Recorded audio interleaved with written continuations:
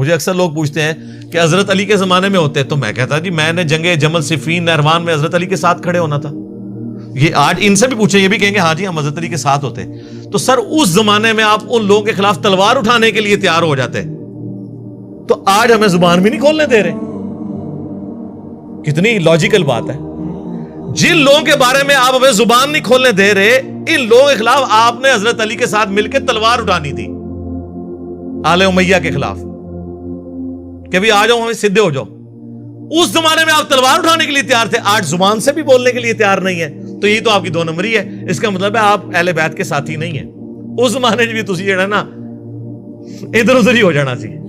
تو جو اہل بیت کے ماننے والے ہیں وہ اس زمانے میں بھی اہل بیت کے ساتھ تھے، آج بھی اہل بیت کے ساتھ ہیں. یار اگر میں اس زمانے میں تلوار اٹھانے کے لیے تیار ہو جاتا مولا علی کے ساتھ مل کے، تو آج میں اپنی زبان بند کر لوں. میں تو اس سے بڑا کرنے کے لیے تیار تھا کہ تلوار اٹھا لیتا. تو زبان کھولنا تو چھوٹی چیز ہے تلوار کے مقابلے میں. تو یہ لاجیکل گفتگو ہے. تھوڑی سی اپنی عقل استعمال کریں. ویسے کامن سینس علماء میں نہیں ہوتا. Common sense is not so common. لیکن تھوڑی سی اگر آپ اپنی عقل استعمال کر لیں تو آپ کو پتہ چل جائے گا. میری نظر میں اس روئے ارض پہ جتنی بھی حدیثیں قرآن کی شان میں ہے نا، ان میں اگر آپ گریڈنگ کریں تو پہلے نمبر پہ جو حدیث ہے نا وہ مسلم شریف کی ہے. جو 4 حدیثیں ہیں مسلم میں غدیر خون کی، انٹرنیشنل نمبر کے مطابق 6225 سے لے کر 6228 تک، جو ہم نے اپنے منہج پہ بھی لکھ کے لگائی ہے کہ نبی علیہ السلام نے اپنی وفات سے 2.5 مہینے پہلے حج سے واپسی پر، حجۃ الوداع کے بھی بعد کا یہ خطبہ ہے، اس کو بھی سپرسیڈ کر رہا ہے.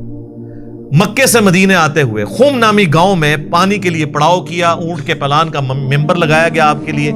آپ علیہ السلام نے اس پہ کنکلوڈنگ گفتگو کی. اے لوگو آگاہ ہو جاؤ، میں بھی ایک انسان ہوں. قریب ہے کہ اللہ کا قاصد یعنی موت کا فرشتہ میرے پاس آئے اور میں اس کی دعوت قبول کر لوں، یعنی میں نے بھی دنیا سے جانا ہے. میں اپنے بعد تم میں 2 بھاری چیزیں چھوڑ کر جا رہا ہوں. ان میں سے پہلی چیز اللہ کی کتاب ہے. اب ذرا یہ الفاظ سنیں، یہ دنیا کی کسی حدیث میں نہیں ہے. پہلی چیز اللہ کی کتاب ہے، اس میں ہدایت ہے، اس میں نور ہے. تم اللہ کی کتاب کو پکڑو، اپنا تعلق اس کتاب کے ساتھ مضبوط کرو. اللہ کی کتاب اللہ کی رسی ہے، جو اسے پکڑے گا وہ ہدایت پہ ہوگا، جو چھوڑ دے گا گمراہ ہو جائے گا. سارے اتنے زیادہ جملے دنیا کی کسی صحیح حدیث کے اندر موجود نہیں ہے جو مسلم شریف میں غدیر خم کی حدیث میں. اور پھر فرمایا کہ دوسری بھاری چیز میرے اہل بیت ہیں. میں اپنے اہل بیت کے معاملے میں تمہیں اللہ کا خوف دلاتا ہوں. اور اس جملے کو آپ نے 3 دفعہ ریپیٹ کیا. میں تمہیں اللہ سے ڈراتا ہوں اپنے اہل بیت کے معاملے میں. میں اللہ سے ڈراتا ہوں تمہیں اہل بیت کے معاملے میں، یعنی میری وفات کے بعد ان کے ساتھ حسن سلوک کرنا. لیکن امت بالکل الٹ چلی ہے.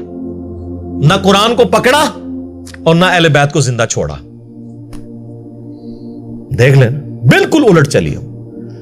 اور ہم یہ دعوے سے بات کرتے ہیں کہ دنیا میں یہ پلیٹ فارم ہے جو غدیر خم پہ کھڑا ہے.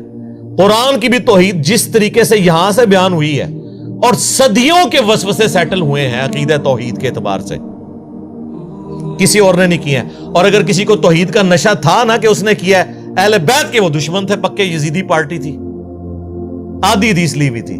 اہل بیت کا دفاع بھی یہاں سے ہوا ہے، ناسبیوں کے اگینسٹ، آل امیہ کے اگینسٹ. مکمل غدیر خم پہ کھڑے ہیں. نبی علیہ السلام خالی قرآن تو نہیں دے کے گئے، اہل بیت کے ساتھ بھی کہا اس نے سلوک کرنا ہے. اور اس حسن سلوک، اس زمانے میں حسن سلوک یہ تھا کہ ان کا ساتھ دیا جاتا. اور آج حسن سلوک کیا ہے کہ اہل بیت کا دفاع کیا جائے، خاموشی اختیار نہ کی جائے.